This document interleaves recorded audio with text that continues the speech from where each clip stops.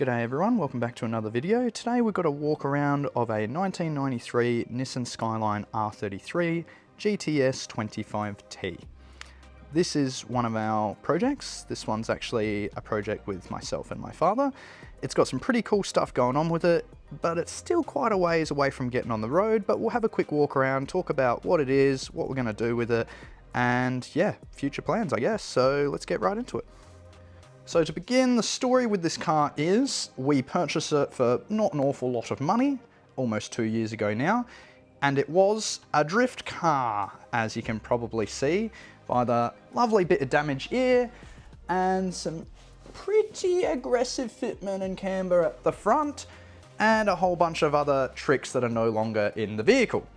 So why did we buy this? Well, funny story. We kind of already bought one, but this one didn't have a turbo. So we bought this one because it had a turbo, and as you can see, it's the wrong color because it's off this one. And yes, look, some things happened, all right? We ended up with two Skylines, and we still have two Skylines, and we will continue to have two Skylines. Yeah, look, it is what it is. So basically what happened was we bought this one, and we were gonna just do this one up nice and eventually turbo it. But then a deal came across the table that we simply couldn't refuse, so we bought this one, and then we took the good bits we had for this and we bought for this and put it on this one, and now we're working on this one, but then they also want to keep this one, and some things got out of hand, okay? So, why did we buy this car? Well, we wanted a project together, we wanted something cool, we wanted something fast so we can roll race, and this ticks all the boxes. Why did we buy this beat up one? Hey, the price was right, we had some good parts to put onto it, and more importantly, what's under here is where the real story begins. So the story goes, this car started out life with its standard 25 DET. Old mate that was drifting it had boosted up to 300 rear wheel kilowatts, was drifting it until the RB said, nah, enough of that mate, and threw a rod outside of the block, as RBs often do when pushed too hard in standard form. Since then, he bought a completely refreshed engine, the one that you see here, different engine number, the whole shebang. It has been registered with said new engine number, so it's all legit, which is really nice. And as you can see, we've got quite a lot of decent equipment on here. We've got a nice fuel rail, we've got a front-facing intake, and more importantly, a genuine Garrett 3582R, which is an excellent piece of equipment, especially for an engine of this size. In addition to this, not really probably going to be able to see it, maybe you can just catch a glimpse, but there's a brand new R34 GTT manual transmission behind it. In addition to that, you're not going to be able to see it, but it has a Nismo LSD diff as well.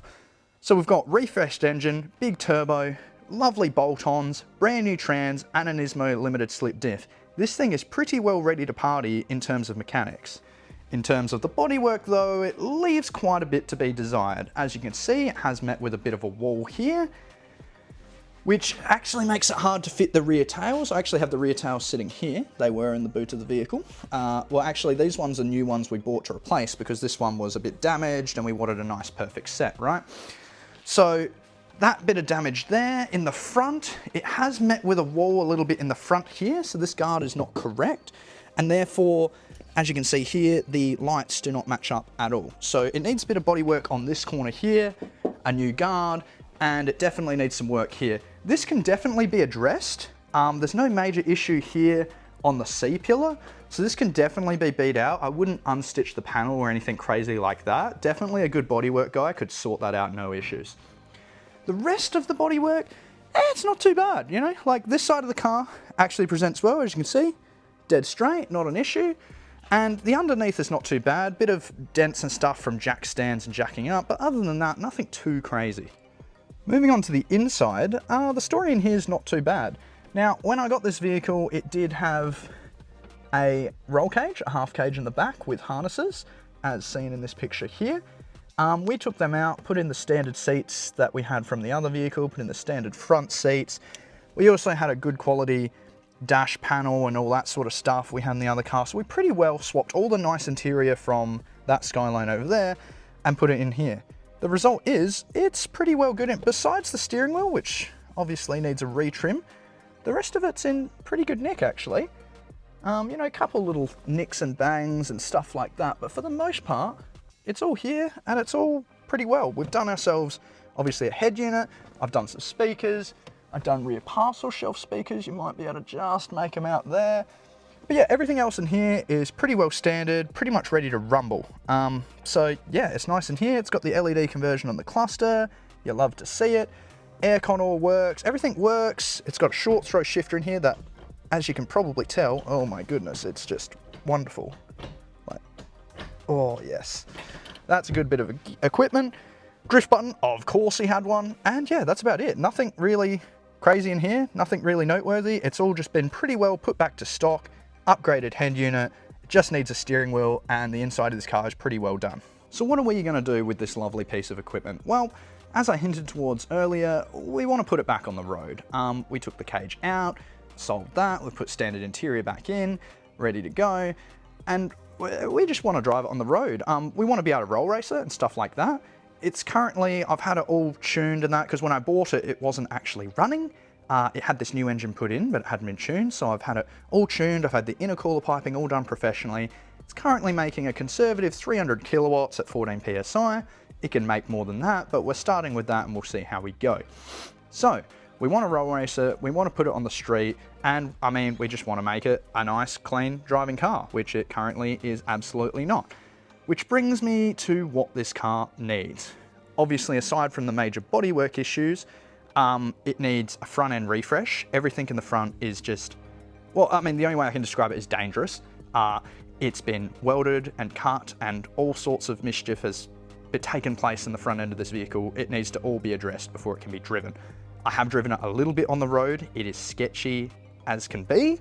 So we won't be taking it for a drive today, but we can start it up. So let's have a little listen.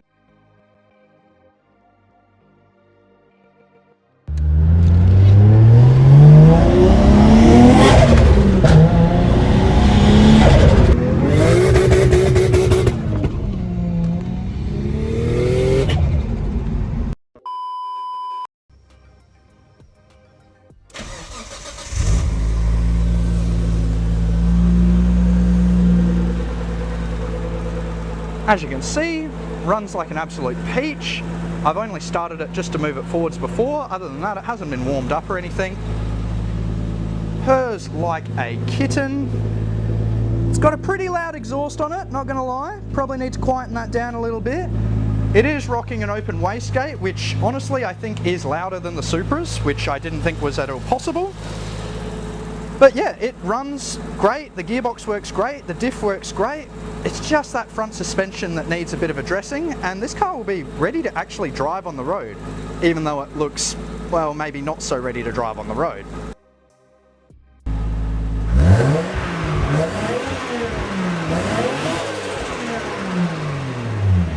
Bodywork wise, we're not quite sure where to go with this car yet. The Type M front bumper that you see here is actually going to go back on this car. Probably going to do some kind of a GTR ramp, maybe a 400R ramp bumper. I really want to do the style grille kind of like this, not with the GTR badge or any of that nonsense, but it's just the standard slat grille, not a huge fan, really want an open one like that.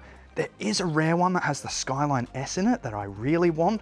If anyone has one of them, please contact me. I will buy it off you, but probably not for a ridiculous amount of money that people are asking for them. Wheels wise, yeah, not sure where we're going to go yet. Really want the Nismo LMGT4s. They cost $1 million, so it's probably going to be some form of rotor form wheels or rotor grid wheels. I don't know yet. Something that's good to come up.